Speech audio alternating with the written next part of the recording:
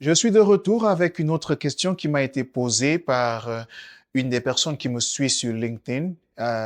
Cette personne, c'est Alassane, qui se trouve en Côte d'Ivoire et il est dans une situation de reconversion professionnelle.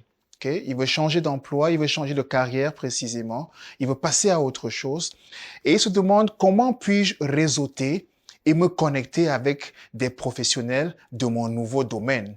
Okay? Parce qu'il a été habitué à un domaine bien précis. Donc, tout naturellement, il n'est pas encore véritablement connecté avec des personnes qui sont dans l'autre domaine. Il se demande donc comment le faire. OK? Ça peut paraître évident, ça peut paraître trivial, mais ça vaut quand même la peine de répéter les choses, même si on sait déjà ce que c'est. Parce que la répétition, n'est-ce pas, ça permet d'enraciner certaines informations en nous. Alors, la première chose que je voudrais proposer ici, c'est de faire les recherches ciblées tout naturellement. OK? Si je veux passer d'un domaine A à un domaine B, le domaine B qui est le domaine qui m'intéresse, il faut que je fasse une recherche ciblée pour trouver des personnes qui sont dans ce domaine-là. Donc la première chose, c'est justement de faire une recherche ciblée. C'est de savoir, dans ce domaine-là, je retrouve qui? Dans ce secteur, il y a qui? OK? Comment est-ce que je peux savoir ça? Je peux utiliser les outils qui sont à ma disposition. Je vais en parler un peu plus loin. Mais il faut déjà que ma recherche soit ciblée. Il faut que je sache que je suis en train de vouloir m'adresser à des personnes de telle catégorie, de tel domaine tout précisément. Ce qui fait donc que je devrais comprendre quel est le langage, je devrais apprendre leur langage. Ce qui, deuxièmement, la deuxième chose que je suggère, c'est de créer ou bien d'établir des relations authentiques. Parce que j'ai pu comprendre leur langage, parce que je veux me mettre à leur place, parce que je veux imaginer comment ça se passe dans ce domaine-là, OK?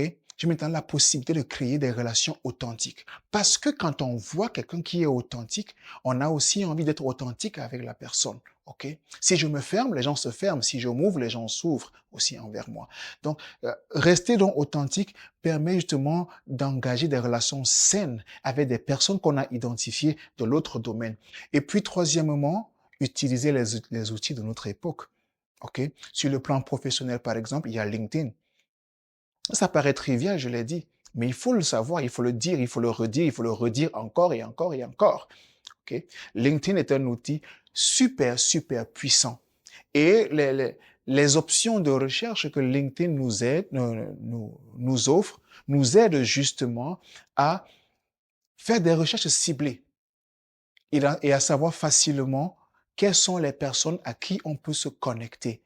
Parce que j'ai fait une recherche, je veux des gens qui sont dans tel domaine, dans tel genre d'entreprise, dans tel pays, qui ont peut-être tel âge ou bien qui ont telle formation et ainsi de suite.